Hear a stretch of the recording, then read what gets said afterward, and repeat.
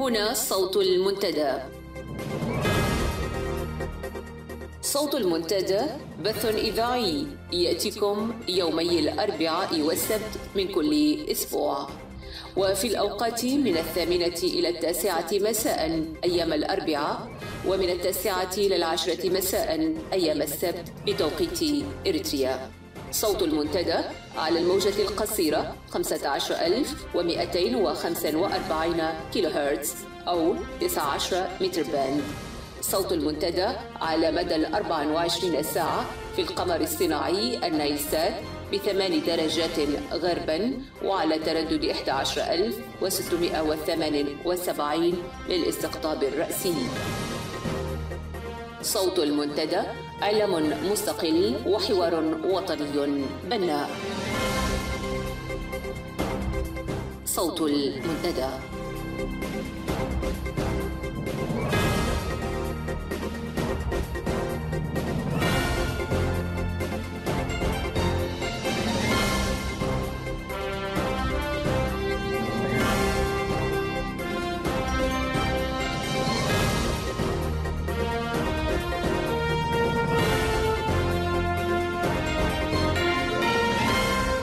مستمعي ومستمعات صوت المنتدى، السلام عليكم ورحمة الله.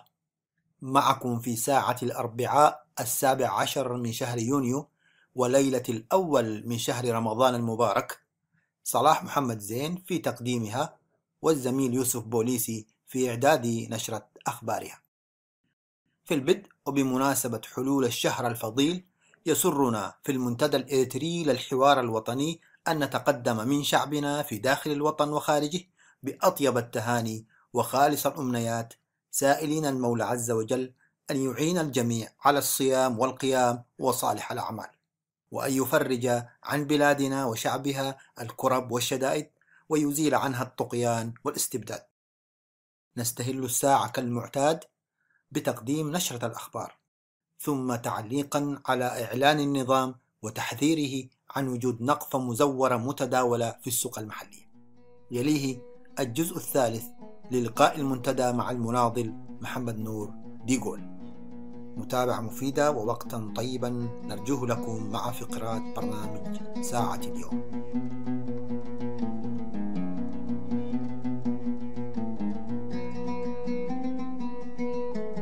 ألا أيها الظالم المستبد، حبيب الظلام عدو الحياة،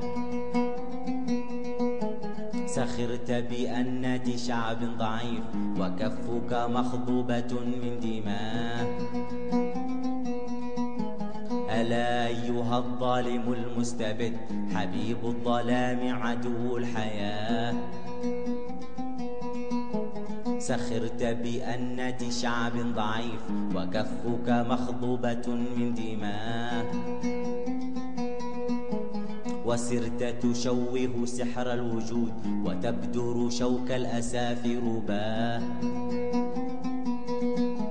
رويدك لا يخدعنك الربيع وصحو الفضاء وضوء الصباح، ففي الأفق الرحب هول الظلام وقصف الرعود وعصف الرياح. حذار فتحت الرماد اللهيب، ومن يبدر الشوك يجني الجراح. ألا أيها الظالم المستبد، حبيب الظلام عدو الحياة، سخرت بأنة شعب ضعيف وكفك مخضوبة من دماء. وسرت تشوه سحر الوجود وتبدر شوك الأساف رباه.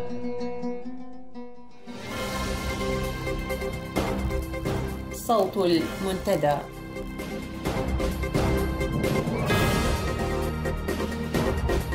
أبرز عناوين هذه النشرة: موت 7 من المحتجزين في معتقل معطر، تأخر صرف رواتب موظفي القاش بركة وعنسبة، حالة من الإرباك والقلق تنتاب العصبة الحاكمة بعد كشف اللجنة الأممية عن حدوث انتهاكات جسيمة لحقوق الإنسان في إريتريا، حملة تفتيش واسعة بالعاصمة أسمرا.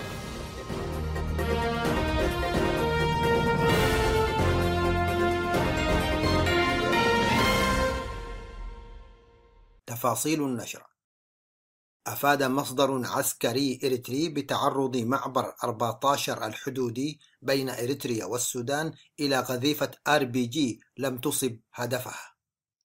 هذا وقد جرت العملية التي لم يذكر المصدر الجهة المسؤولة عنها في مستهل شهر يونيو الجاري، حيث تعرض نفس الموقع والذي يضم مكاتب للجوازات والمواصلات والجمارك وسرية للاستخبارات تعرف ب05 تعرض لنفس المحاولة قبل أسبوعين من العملية الأخيرة، مما تسبب في إحداث حالة من الهلع بين أفراد ومسؤولي الاستخبارات في عموم المنطقة.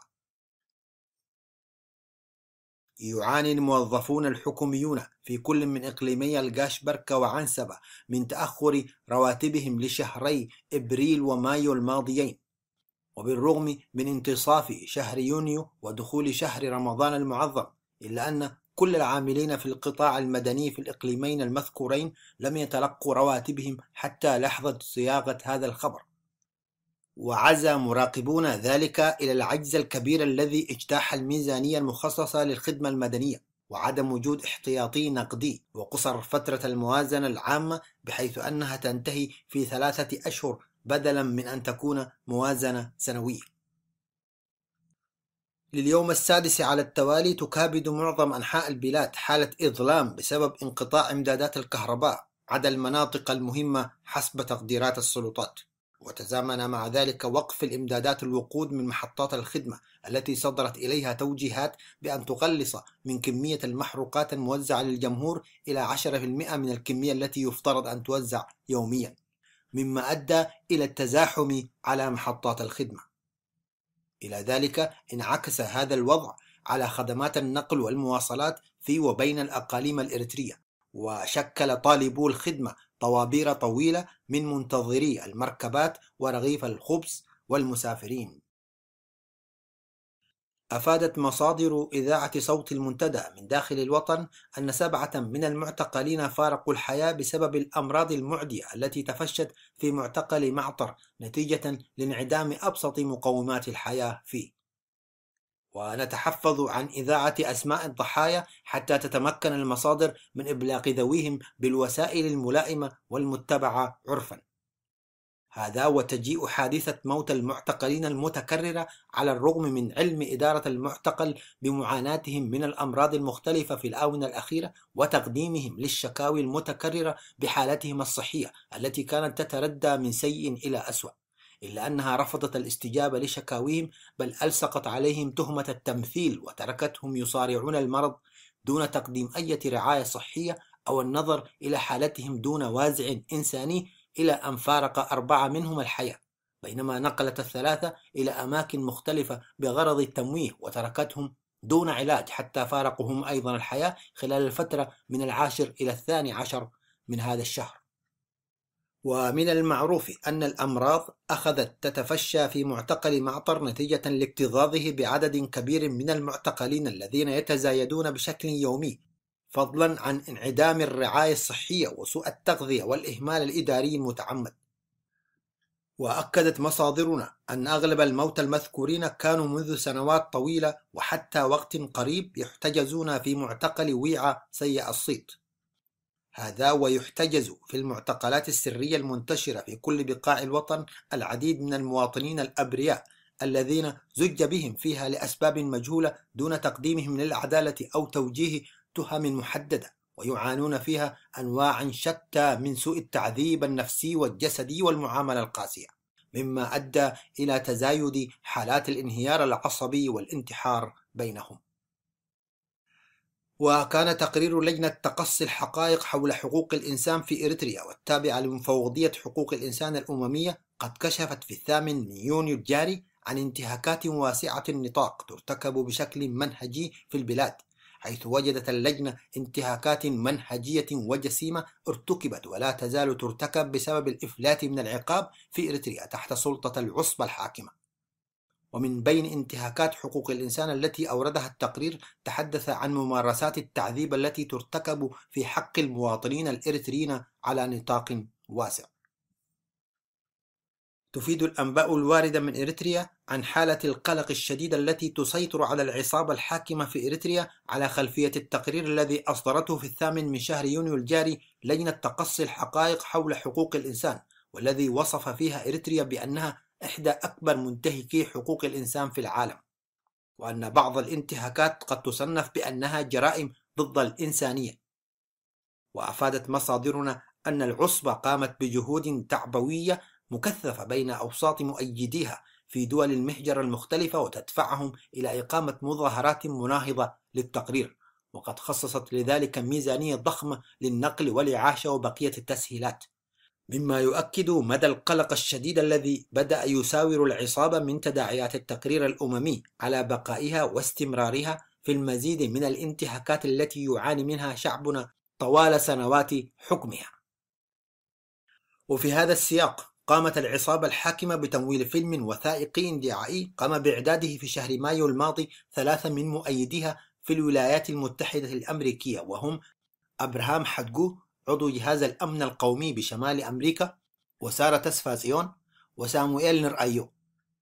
وقد قام الثلاثة بزيارة البلاد وأجروا لقاءات مع حكام الأقاليم ومديري المحافظات المختلفة، كما قاموا بزيارة إلى السودان وأجروا هناك لقاءات مع مؤيدي النظام، وعدوا فيلما وثائقيا يهدف إلى دحض الاتهامات الموجهة إلى النظام حول سجله المتعلق بحقوق الإنسان وانتهاكاته المستمرة لأبسط الحريات وممارسات أجهزته الأمنية التي تتخذ من التعذيب النفسي والجسدي وسيلة لإسكات الناس وترهيبهم.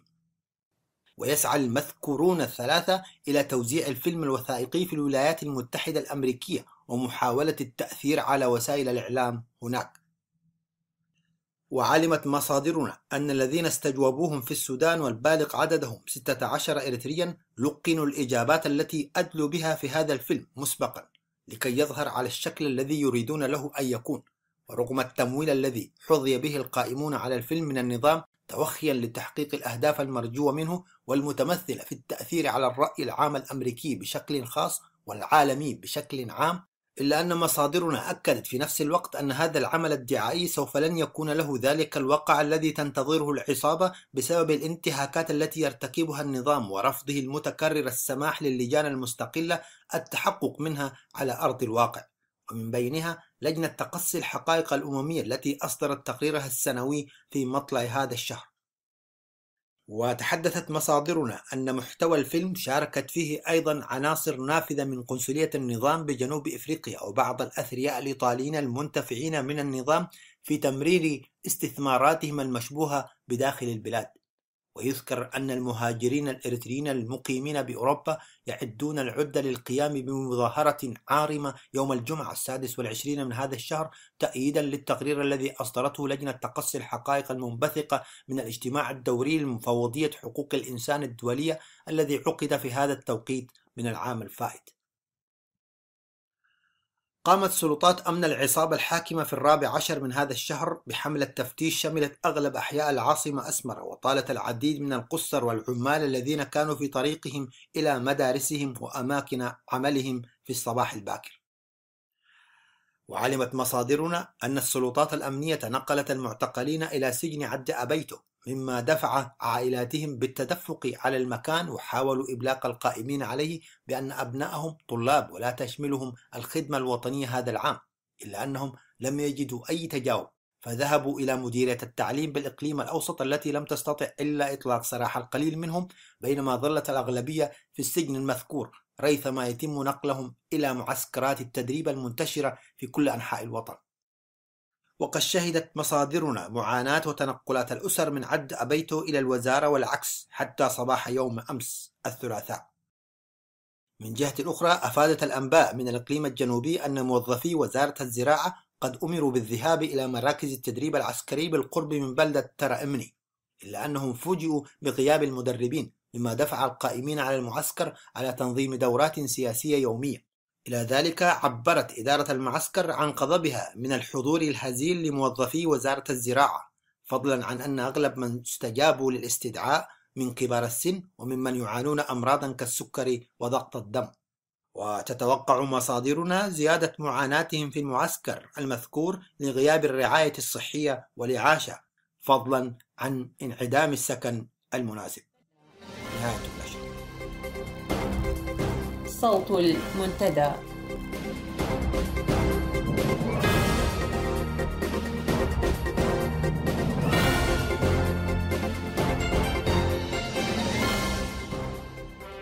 نقفة مزيفة أم خدعة لأكل أموال المواطنين بالباطل؟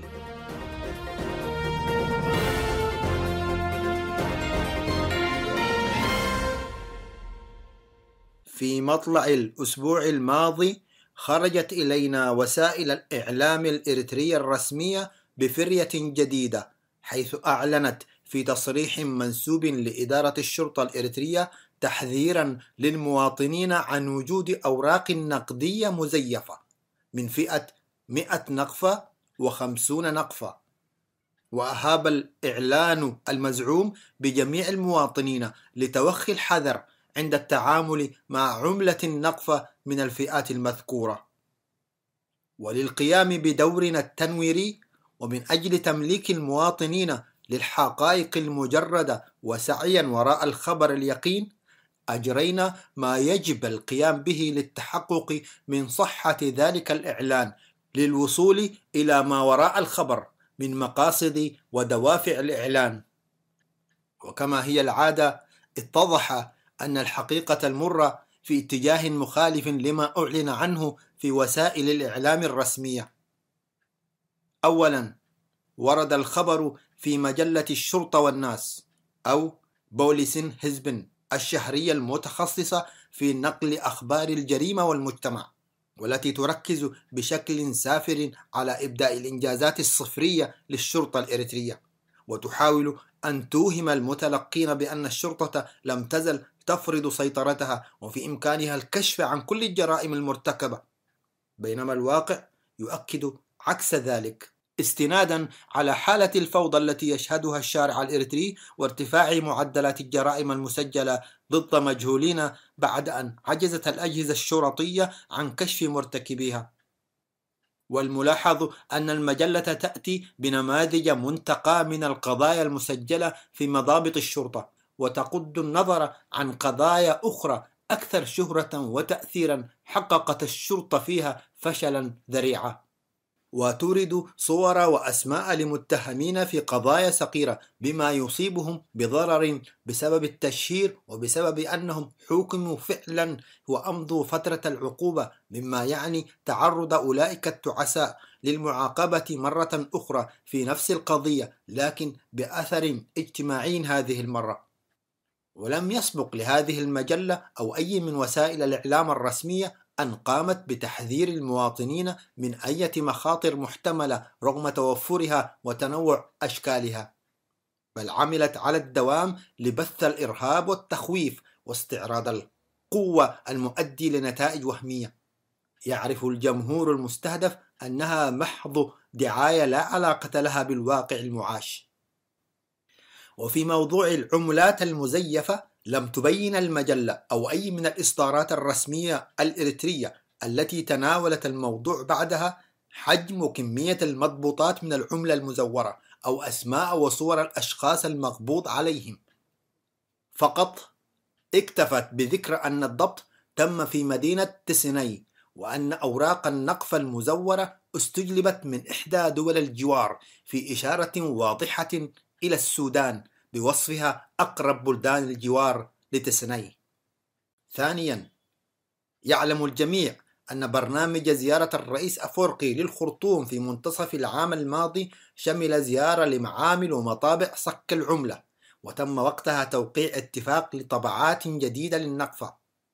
وتناولت بعض وسائل الإعلام الشريفة نوايا النظام حينها لتعويم العملة الوطنية وإصدار أوراق نقدية بلا قيمة شرائية عليه.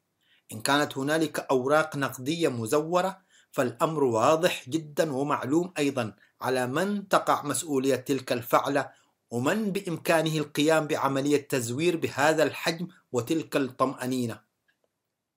هذا إن أخذنا في الاعتبار من يقوم بعمليات التهريب الواسعة والمتعددة الأوجه عبر منطقة تسناي، إن كان من قبل ما يسمى بشركة البحر الأحمر أو أعوانها من المشهورين بنشاطات التهريب والأنشطة الإجرامية الأخرى. لكن هنا يبرز سؤال: إن كانت هنالك جهات رسمية وراء عمليات التزييف، لماذا جاء الإعلان والتحذير؟ الإجابة على هذا السؤال هي محورنا الثالث والأهم في هذه القراءة، حيث يعاني جميع من هم في داخل البلاد من شح وندرة تداول الفئات الورقية الكبيرة من النقفة، وذلك بسبب أن معظم أصحاب الأموال عزفوا عن إيداع أموالهم في البنوك بغرض التخلص من تحكم السلطات في حجم تعاملاتهم المالية، وسعيا للتحرر من القبضة التي حددت أسقف الصرف المالي بمبلغ 50,000 نقفة فقط شهريا. لذا اختار الجميع أن تصبح معظم أمواله تحت تصرفه، وللاحتفاظ بالسيولة المالية المعروفة بالكاش، ولضمان سهولة التخزين الآمن، وتحوطا من إصدار الحكومة لأي قرار آخر، كما حدث في السابق حين جمدت كل الأرصدة والإيداعات بالعملات الأجنبية، ولم يكن أمام أصحاب المال غير تجميع الفئات الورقية الكبيرة والاحتفاظ بها خارج العملية المصرفية. لذا حدثت الندرة، واختفت الورقات ذات الفئات الكبرى من سوق التداول اليومي، لأنها كدست في مخازن خاصة بالمواطنين. بناء على ذلك الواقع، جاء التحذير والإعلان عن ضبط كميات غير محدودة من النقفة المزورة من فئة 50 و100 نقفة، وتحديد تلك الفئات ليس صدفة، بل أن ذلك الإعلان جاء بغرض تشكيك الأفراد في صحة الأوراق المالية التي قاموا بتخزينها، مما سيضطرهم وللتأكد من سلامتها إما إعادة توريدها كودائع في البنوك، مع ملاحظة أن معظم البنوك لا تستخدم أجهزة كشف للأوراق المالية، أو تحويل المبالغ المزورة إلى عملات صعبة بواسطة تجار متعاملين مع شركة البحر الأحمر والقطاع الاقتصادي للجبهة الشعبية الذي يديره حقوس قبر هيوت كشة. لكن المخاطرة في الخيار الثاني تكمن في أن المتتبعين للوضع الاقتصادي الإريتري من قريب يتحدثون عن دخول مبالغ طائلة من الدولار المزيف اجتاحت سوق العملة الذي تسيطر عليه الحكومة والجبهة بواسطة عملاء معتمدين لديها تمولهم بالمبالغ اللازمة لعمليات شراء وبيع العملات الصعبة.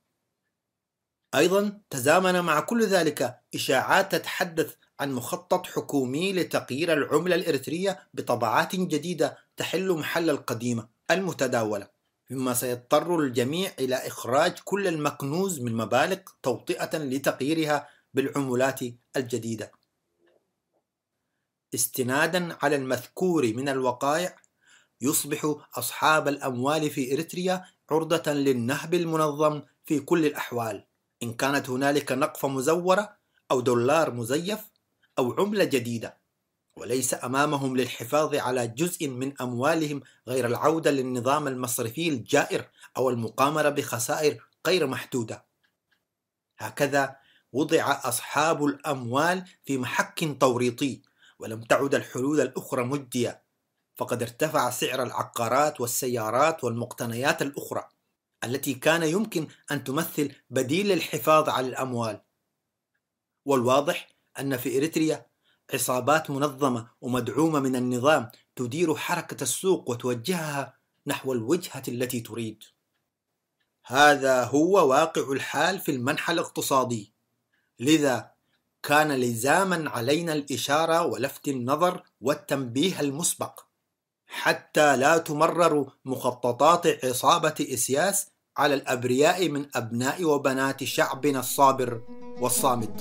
ألا أيها الظالم المستبد، حبيب الظلام عدو الحياة، سخرت بأنة شعب ضعيف وكفك مخضوبة من دماء، وسرت تشوه سحر الوجود وتبدر شوك الأساف رباه. رويدك لا يخدعنك الربيع وصحو الفضاء وضوء الصباح، ففي الأفق الرحب هول الظلام وقصف الرعود وعصف الرياح. حذار فتحت الرماد اللهيب ومن يبدر الشوك يجني الجراح. تأمل هنالك أن حصد رؤوس الورى وزهور الأمل. تأمل هنالك أن حصد رؤوس الورى وزهور الأمل. ورويت بالدم قلب التراب وأشربته الدمع حتى ثمل.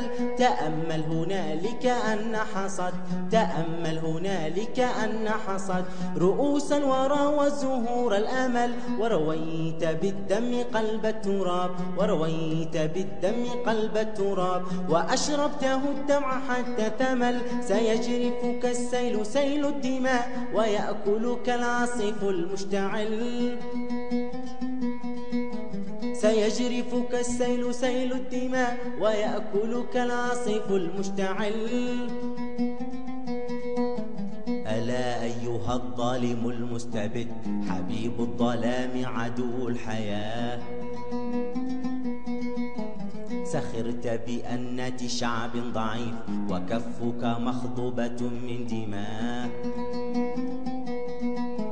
وسرت تشوه سحر الوجود وتبدر شوك الأساف رباه. رويدك لا يخدعنك الربيع وصحو الفضاء هول الظلام وقصف الرعود وعصف الرياح. حذار فتحت الرماد اللهيب ومن يبدر الشوك يجني الجراح.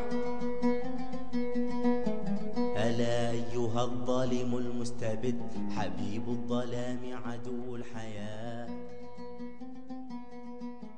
سخرت بأنة في النهاية المطاف إيجابياته وسلبياته كانت ناس تناقش، وبعدين بقت سلبياته أكثر من إيجابياته. الحزب السري، هل تم اختاركم من فترة بأنه في التاريخ الفلاني في المكان الفلاني حيوقد اجتماع عام ولا أو جمعية عمومية للحزب السري؟ لا مش جمعية عمومية ولا لا، بس اجتماع للحزب. كل حزب أن يحضر في الساعة الفلانية الوقت الفلاني بس. الاختار كان من فترة كافية؟ نفس الأسبوع هذا. يمكن بلغنا يوم الجمعة يوم السبت كان الاجتماع. لأنه في أعضاء خارج إريتريا ربما في المنظمات الجماهيرية والمكاتب الخارجية والسفارات، وربما في أعضاء في الأقاليم وفي الوحدات. تفضل. احتمال إذا كان مكلمين بطريقة سرية. طيب. وقالوا لهم تعالوا ما بعرف، لكن نحن في المكتب العمل أنا كنت أنا ونائبي كلنا كنا أعضاء الحزب. فبلغونا ونحن حضرنا. طيب. من الناس اللي حضروا يعني. كم تقدر العدد اللي حضر هذا الاجتماع؟ عدد كبير، بس أنا ما أقدر أقول لك. طيب ندخل في حيثيات الاجتماع. حيثيات الاجتماع طبعا التقييم كان إنه في النهاية الناس اتكلمت في إيجابياته وسلبياته وكل حاجة، وفي النهاية السياسة كله أعماله قالت كانت سلبية، وحزب الشعب من اليوم يعتبر انتهى أقل، وكل واحد يمشي عمله. ده في الكلام هذا في الاجتماع ده ما في حد اعترض، ما في حد قال لا، ما حد قال لي ما في. وعلى كده تعالى. ما وضع أمر إنهاء الحزب كاقتراح أو على طاولة التداول، فقط قال لكم الحزب انتهى يعني. ما دي صح. انت اللي انت قاعد تقول ده ديمقراطية. ايوه. نحن بعيدين عن الديمقراطية، نحن ما اسلوب الديمقراطية، اسلوب اوامر بس. لكن هو معناه هو كان ليس رئيس هذا الحزب، انما مالكه هو يعني، لانه ينهيه في الوقت اللي عايزه. طبعا ما هي كانت كده.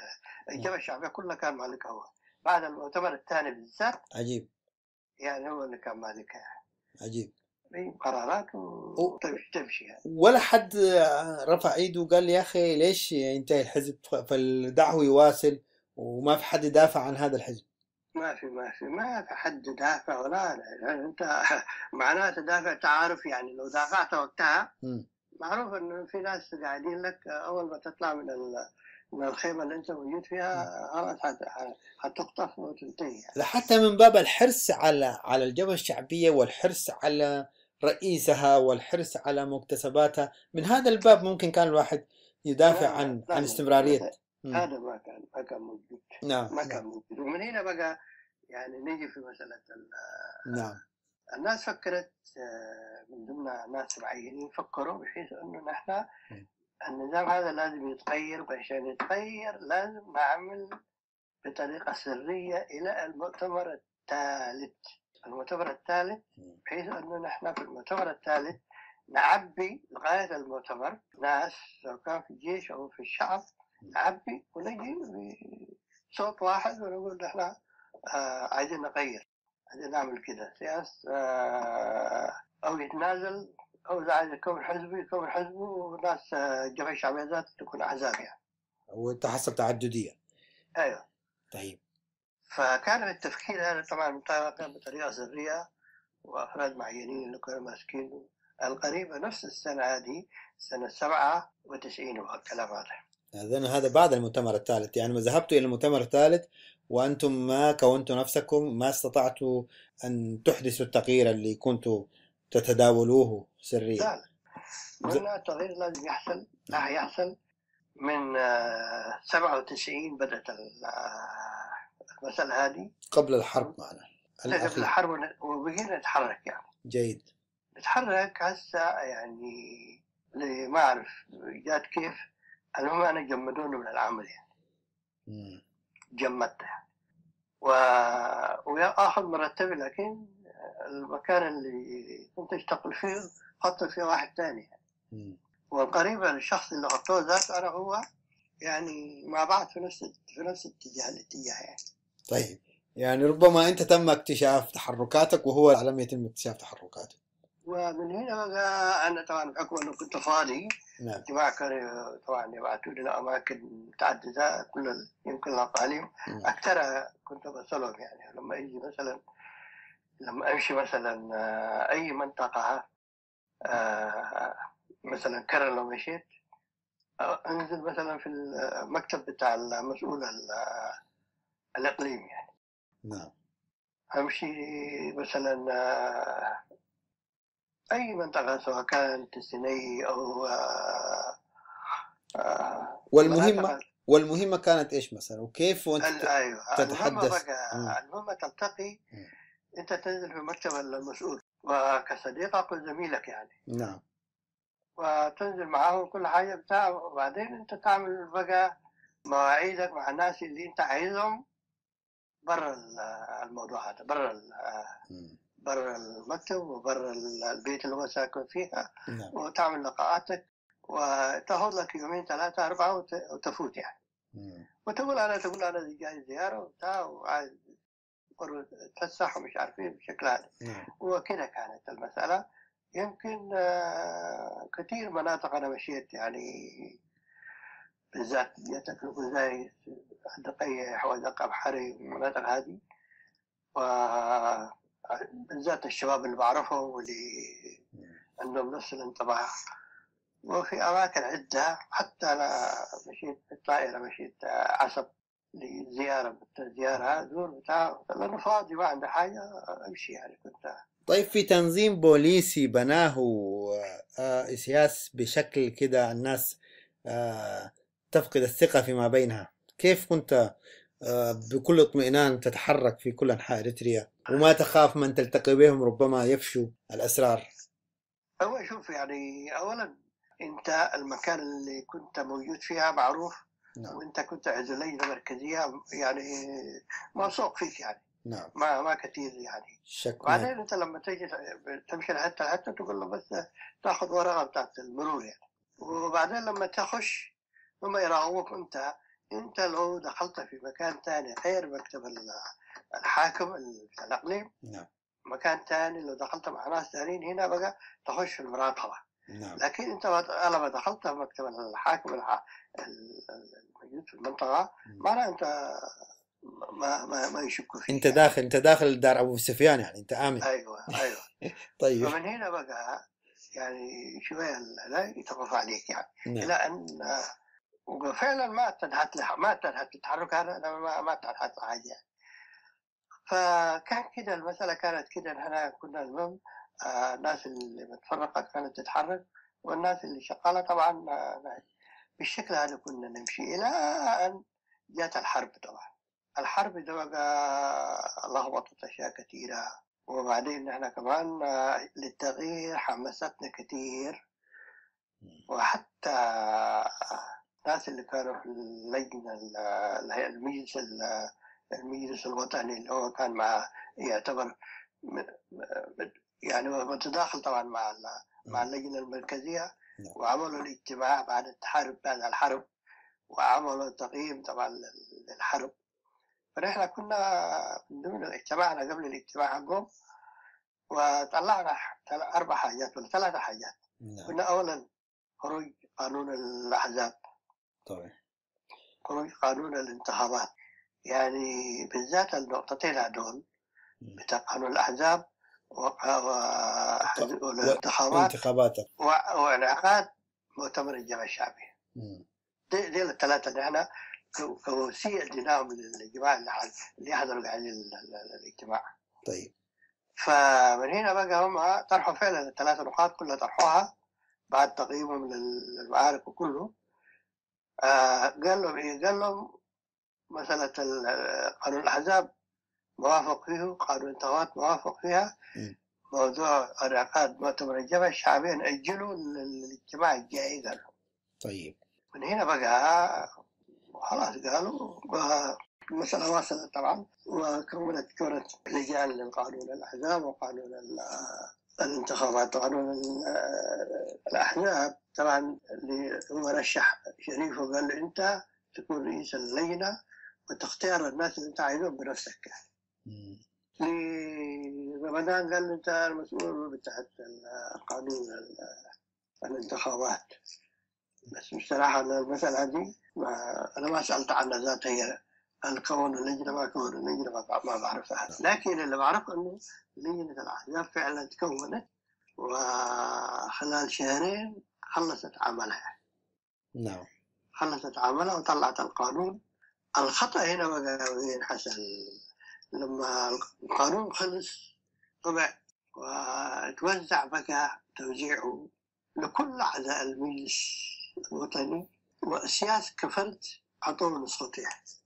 هنا بقى وأعلنوا إنه شريف هو حيعمل في المقابلة في التلفزيون والراديو على أساس إنه يذيع إنه طلعت قانون الأحزاب كرئيس لجنة صياغة قانون الأحزاب. قانون الأحزاب. طيب وهنا بقى سياسة تنبه للقضية هذه.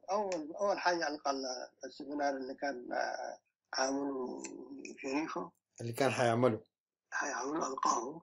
نعم. الناحية الثانية هو طبعا فكر إن الجماعة دول خلاص حيتجاوزوني بدون كيف يوزعوا القانون بدون ما يكلموني وبدون ما ياخذ رأيي. نعم. وهنا بقى المعركة بين 15 وسياسة بداية من النقطة هذه. جيد. طبعا بعد كده هم الخطأ اللي عملوه أنا أسميه خطأ. المفروض ما كانوا يعملوا مواجهة معه. المفروض كانوا يخلوه زي ما هو عايز، يقولوا أوكي يعني، والناس تمشي عملها يعني. إلى المؤتمر الرابع حندخل بالتفصيل على مجموعة 15، لكن كخاتمة أنت قلت من 97 بدأت من التحركات، وربما من الصعب تذكر كل الناس اللي كانوا يتحركوا مثلك، ربما يكونوا في الداخل، لكن نقدر نقول كخلاصة إنه هذه التحركات اللي بدأت بعد ما سياس ألقى الحزب السري بهذا الشكل ومشيتوا إلى المؤتمر الثالث ما قدرتوا تغيروا، بعدين في 97 بدأتوا تتحركوا. خلاصة المسألة دي ونتيجتها كانت الوصول إلى الصيغة بتاعت 15. يعني هل أدى ذلك لأنه تخلوا قيادات نافذة، أعضاء في البرلمان وأعضاء في اللجنة المركزية أن يتحركوا؟ لا المسألة ما كانت كده. المسألة أولا المؤتمر الثالث ما كانت محسوبة. الفكرة هذه أساسا ما كانت موجودة، مسألة تغيير النظام وتغيير الحزب يعني. مسألة موجودة كانت بعد المؤتمر الثالث، وبعد اللي حصل بعد القضايا كانت تحصل. من ضمن جات الفكرة هذه أنه نحن لازم نعمل حاجة لتغيير هذا النظام، ولا بالطريقة هذه ما هيمشي الوضع. فمن هنا بقت الناس اللي تحس بالمسألة هذه هي اللي كانت قامت بالفكرة هذه، وفعلا هي كمان عملت مجموعة، والمجموعة كانت تتحرك يعني. طيب نحن حنختم الآن المحور ده هنا، ونعود للحديث عن مجموعة ال15 ما لها وما عليها. فقبل أن نذهب إلى ذلك القسم أو المحور، كلمة تريد أن تقولها في ما سبق من محاور مررنا عليها، تفضل. شوف الوضع في الجبهة الشعبية كان معروف وواضح للكل، بالذات الناس اللي واعية وتعرف الأمور ماشية كيف. نعم. لكن الشيء الوحيد اللي كان ماسك الناس بحيث أنه التنظيم أولا متماسك، يعني وفي انضباط من القاعدة، من القمة للقاعدة. نعم. الناحية الثانية في انتصارات تحصل قاعد ضد العدو. نعم. والجيش قاعد يعني يعمل انتصارات كبيرة. نعم. وانت بقى تعمل هسه حاجات ما عندها معنى يداخلك. معناها انت شنو؟ معناها حتفشل الطريق اللي انت ماشي فيه. كده نحرر اريتريا وبعد كده نشوف هنعمل ايه. هذا اللي كانت معظم الناس او الناس اللي واعيين للمسألة هذه كده يعني. الناس اللي اساسا ما واخده بالها وما عارفه بتاع تصفق، طبعا مسألة معروفة يعني كانت موجودة. نعم. ولذلك همنا الوحيد انه بعد التحرير اذا كان في اي حاجه تغيير عايزه تتم بعد التحرير يعني. نعم. اللي السبب اللي خلى ان السياسي يعني يطاول على الناس ويعمل زي ما هو عايز يعني. إذن الكل باستثناء سياس أفونقي كان همه الأولوية لتحرير إريتريا، وكل المسائل تؤجل، يعني مسألة اللغة العربية تؤجل، مسألة حتى حقوق الإنسان، يقتل شخص، يغيب شخص في السجون، كلها كانت مؤجلة. فقط كيف نحرر إريتريا.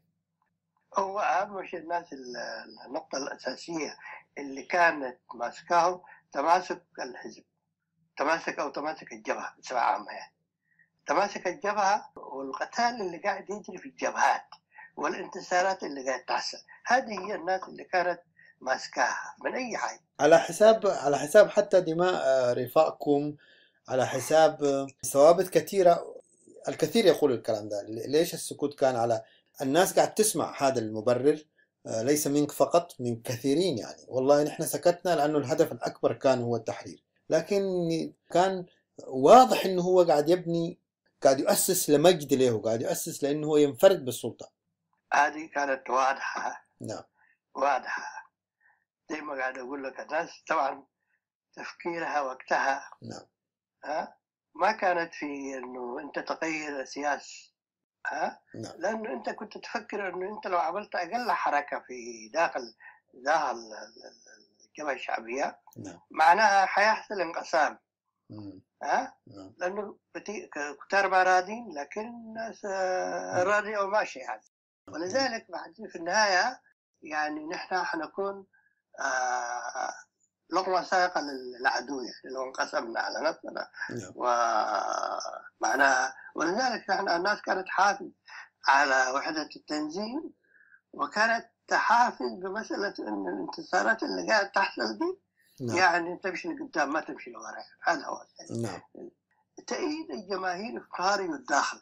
ده كمان كان عنده دور يعني، لأنه أنت لما تأييدك الجماهير في الداخل والخارج وكلها واقفة معاك وتجي تعمل أنت مشكلة في شخص أو بتاع في داخل التنظيم والتنظيم يحصل فيه مشكلة، دي كمان برضه الناس كانت تعملها من هالسابة يعني. والتحرير كان سيتأخر إذا حصلت مشكلة داخل تنظيم الجبهة الشعبية. نعم، هذا كثير من الناس يجدها منطق، ولكن كان هذا ما حدث، وقدر أن يتم اختطاف مشروع الشعب الإريتري كله وتضحيات شهداء الثورة الإريترية بشكل عام. شكرا لك. نختم هنا، وسيكون لنا لقاء آخر للمحاور الباقية. شكرا.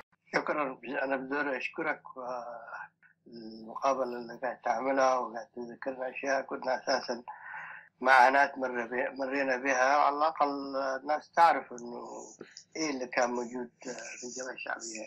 نعم، أشكرك جزيل الشكر لأنك بقيت معي لفترة طويلة، وإن شاء الله على موعد نكون بإذن الله تعالى أن نواصل ما تبقى من محاور. شكرا لك.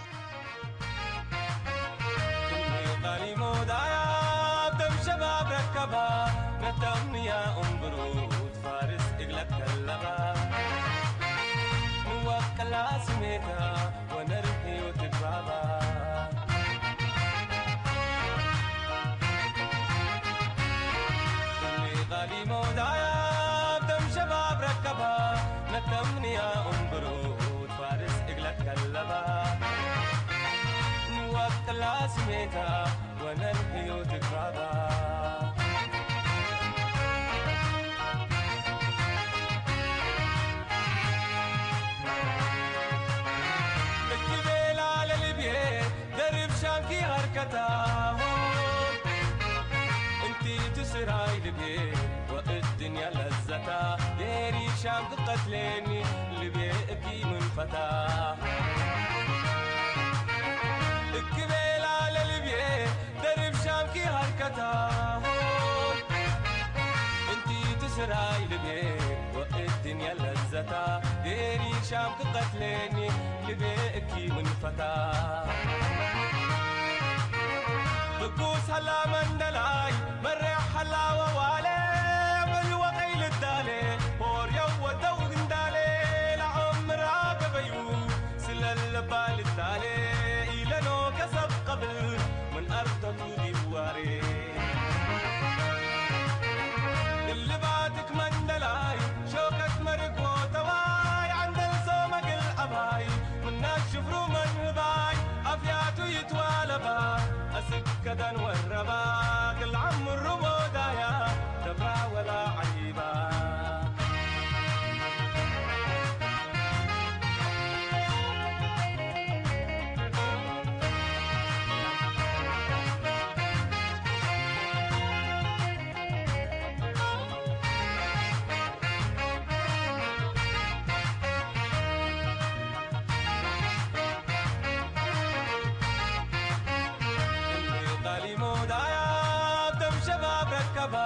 نتمني يا أمبرود فارس إغلق كلبا نوكل عزميتا ونرقي وتدفابا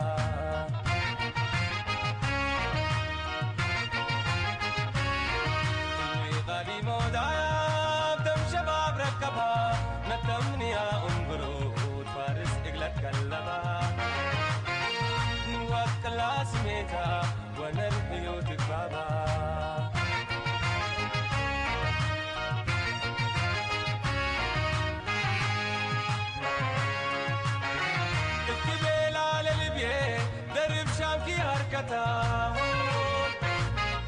انتي تسرعي لبيه والدنيا لذتها ديري شام قتليني اللي بيبكي من فتاه الكبيل على لبيه درب شامكي هركتها انتي تسرعي لبيه والدنيا لذتها ديري شام قتليني اللي بيبكي من فتاه بكوس هلا من دلاي مرح هلا ووالي بالوقيل الدالي صوت المنتدى.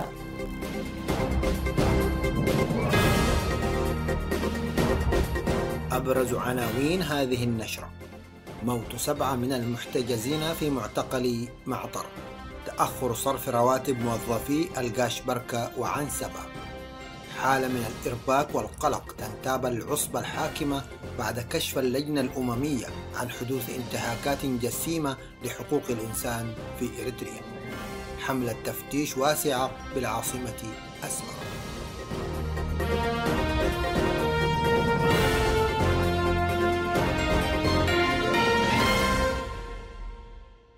تفاصيل النشرة: أفاد مصدر عسكري إريتري بتعرض معبر 14 الحدودي بين إريتريا والسودان إلى قذيفة RPG لم تصب هدفها.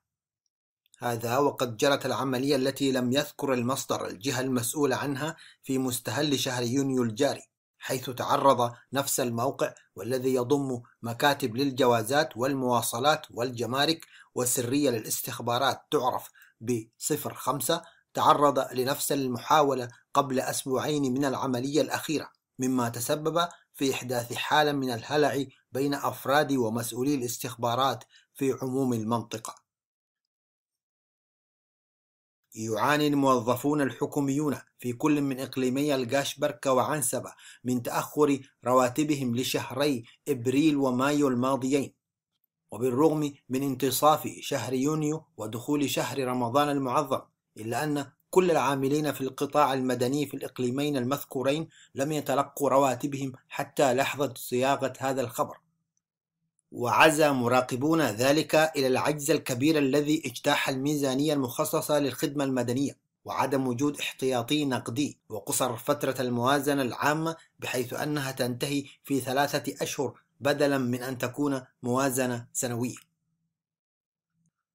لليوم السادس على التوالي تكابد معظم أنحاء البلاد حالة إظلام بسبب انقطاع إمدادات الكهرباء عدا المناطق المهمة حسب تقديرات السلطات، وتزامن مع ذلك وقف الإمدادات الوقود من محطات الخدمة التي صدرت إليها توجيهات بأن تقلص من كمية المحروقات الموزعة للجمهور إلى 10% من الكمية التي يفترض أن توزع يوميا، مما أدى إلى التزاحم على محطات الخدمة. إلى ذلك انعكس هذا الوضع على خدمات النقل والمواصلات في وبين الأقاليم الإريترية، وشكل طالبو الخدمة طوابير طويلة من منتظري المركبات ورغيف الخبز والمسافرين. أفادت مصادر إذاعة صوت المنتدى من داخل الوطن أن 7 من المعتقلين فارقوا الحياة بسبب الأمراض المعدية التي تفشت في معتقل معطر نتيجة لانعدام أبسط مقومات الحياة فيه. ونتحفظ عن إذاعة أسماء الضحايا حتى تتمكن المصادر من إبلاغ ذويهم بالوسائل الملائمة والمتبعة عرفا.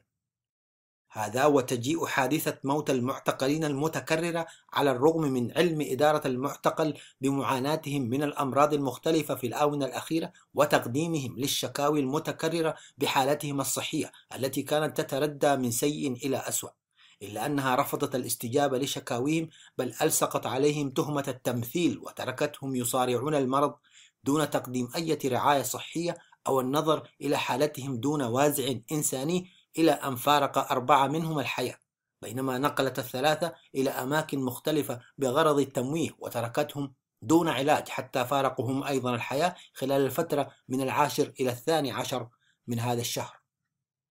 ومن المعروف أن الأمراض أخذت تتفشى في معتقل معطر نتيجة لاكتظاظه بعدد كبير من المعتقلين الذين يتزايدون بشكل يومي، فضلا عن انعدام الرعاية الصحية وسوء التغذية والإهمال الإداري المتعمد. وأكدت مصادرنا أن أغلب الموتى المذكورين كانوا منذ سنوات طويلة وحتى وقت قريب يحتجزون في معتقل ويعة سيء الصيت. هذا ويحتجز في المعتقلات السرية المنتشرة في كل بقاع الوطن العديد من المواطنين الأبرياء الذين زج بهم فيها لأسباب مجهولة دون تقديمهم للعدالة أو توجيه تهم محددة، ويعانون فيها أنواع شتى من سوء التعذيب النفسي والجسدي والمعاملة القاسية، مما أدى إلى تزايد حالات الانهيار العصبي والانتحار بينهم. وكان تقرير لجنة تقصي الحقائق حول حقوق الإنسان في إريتريا والتابعة لمفوضية حقوق الإنسان الأممية قد كشفت في 8 من يونيو الجاري عن انتهاكات واسعة النطاق ترتكب بشكل منهجي في البلاد، حيث وجدت اللجنة انتهاكات منهجية وجسيمة ارتكبت ولا تزال ترتكب بسبب الإفلات من العقاب في إريتريا تحت سلطة العصبة الحاكمة. ومن بين انتهاكات حقوق الإنسان التي أوردها التقرير تحدث عن ممارسات التعذيب التي ترتكب في حق المواطنين الإريتريين على نطاق واسع. تفيد الأنباء الواردة من إريتريا عن حالة القلق الشديد التي تسيطر على العصابة الحاكمة في إريتريا على خلفية التقرير الذي أصدرته في 8 من شهر يونيو الجاري لجنة تقصي الحقائق حول حقوق الإنسان، والذي وصف فيها إريتريا بأنها إحدى أكبر منتهكي حقوق الإنسان في العالم. وأن بعض الانتهاكات قد تصنف بأنها جرائم ضد الإنسانية. وأفادت مصادرنا أن العصبة قامت بجهود تعبوية مكثفة بين أوساط مؤيديها في دول المهجر المختلفة، وتدفعهم إلى إقامة مظاهرات مناهضة للتقرير، وقد خصصت لذلك ميزانية ضخمة للنقل والإعاشة وبقية التسهيلات، مما يؤكد مدى القلق الشديد الذي بدأ يساور العصابة من تداعيات التقرير الأممي على بقائها واستمرارها في المزيد من الانتهاكات التي يعاني منها شعبنا طوال سنوات حكمها. وفي هذا السياق قامت العصابة الحاكمة بتمويل فيلم وثائقي دعائي قام بإعداده في شهر مايو الماضي 3 من مؤيديها في الولايات المتحدة الأمريكية، وهم أبراهام حدقو عضو جهاز الأمن القومي بشمال أمريكا، وسارة تسفازيون، وسامويل نرأيو. وقد قام الثلاثة بزيارة البلاد وأجروا لقاءات مع حكام الأقاليم ومديري المحافظات المختلفة، كما قاموا بزيارة إلى السودان وأجروا هناك لقاءات مع مؤيدي النظام، وعدوا فيلما وثائقيا يهدف إلى دحض الاتهامات الموجهة إلى النظام حول سجله المتعلق بحقوق الإنسان وانتهاكاته المستمرة لأبسط الحريات وممارسات أجهزته الأمنية التي تتخذ من التعذيب النفسي والجسدي وسيلة لإسكات الناس وترهيبهم. ويسعى المذكورون الثلاثة إلى توزيع الفيلم الوثائقي في الولايات المتحدة الأمريكية ومحاولة التأثير على وسائل الإعلام هناك. وعلمت مصادرنا أن الذين استجوبوهم في السودان والبالغ عددهم 16 إريتريا لقنوا الإجابات التي أدلوا بها في هذا الفيلم مسبقا لكي يظهر على الشكل الذي يريدون له أن يكون، ورغم التمويل الذي حظي به القائمون على الفيلم من النظام توخيا لتحقيق الأهداف المرجوة منه والمتمثلة في التأثير على الرأي العام الأمريكي بشكل خاص والعالمي بشكل عام، إلا أن مصادرنا أكدت في نفس الوقت أن هذا العمل الدعائي سوف لن يكون له ذلك الوقع الذي تنتظره العصابة بسبب الانتهاكات التي يرتكبها النظام ورفضه المتكرر السماح للجان المستقلة التحقق منها على أرض الواقع، ومن بينها لجنة تقصي الحقائق الأممية التي أصدرت تقريرها السنوي في مطلع هذا الشهر. وتحدثت مصادرنا أن محتوى الفيلم شاركت فيه أيضا عناصر نافذة من قنصلية النظام بجنوب إفريقيا وبعض الأثرياء الإيطاليين المنتفعين من النظام في تمرير استثماراتهم المشبوهة بداخل البلاد. ويذكر أن المهاجرين الإريتريين المقيمين بأوروبا يعدون العدة للقيام بمظاهرة عارمة يوم الجمعة 26 من هذا الشهر تأييدا للتقرير الذي أصدرته لجنة تقصي الحقائق المنبثقة من الاجتماع الدوري لمفوضية حقوق الإنسان الدولية الذي عقد في هذا التوقيت من العام الفائت. قامت سلطات أمن العصابة الحاكمة في 14 من هذا الشهر بحملة تفتيش شملت أغلب أحياء العاصمة أسمرة، وطالت العديد من القُصّر والعمال الذين كانوا في طريقهم إلى مدارسهم وأماكن عملهم في الصباح الباكر. وعلمت مصادرنا أن السلطات الأمنية نقلت المعتقلين إلى سجن عد أبيتو، مما دفع عائلاتهم بالتدفق على المكان، وحاولوا إبلاغ القائمين عليه بأن أبنائهم طلاب ولا تشملهم الخدمة الوطنية هذا العام، إلا أنهم لم يجدوا أي تجاوب، فذهبوا إلى مديرية التعليم بالإقليم الأوسط التي لم تستطع إلا إطلاق سراح القليل منهم، بينما ظلت الأغلبية في السجن المذكور ريثما يتم نقلهم إلى معسكرات التدريب المنتشرة في كل أنحاء الوطن. وقد شهدت مصادرنا معاناة وتنقلات الأسر من عد أبيتو إلى الوزارة والعكس حتى صباح يوم أمس الثلاثاء. من جهة أخرى أفادت الأنباء من الإقليم الجنوبي أن موظفي وزارة الزراعة قد أمروا بالذهاب إلى مراكز التدريب العسكري بالقرب من بلدة ترأمني، إلا أنهم فوجئوا بغياب المدربين، مما دفع القائمين على المعسكر على تنظيم دورات سياسية يومية. إلى ذلك عبرت إدارة المعسكر عن غضبها من الحضور الهزيل لموظفي وزارة الزراعة، فضلا عن أن أغلب من استجابوا للاستدعاء من كبار السن وممن يعانون أمراضا كالسكري وضغط الدم. وتتوقع مصادرنا زيادة معاناتهم في المعسكر المذكور لغياب الرعاية الصحية والإعاشة، فضلا عن انعدام السكن المناسب. صوت المنتدى. بهذا نصل إلى ختام ساعة اليوم. شاكرين حسن متابعتكم وإصغائكم. نرجو مشاركاتكم الصوتية عبر الاتصال بأرقام الإذاعة. وحتى جديد اللقاء بكم بمشيئة المولى عز وجل، كونوا بخير وفي أمان الله.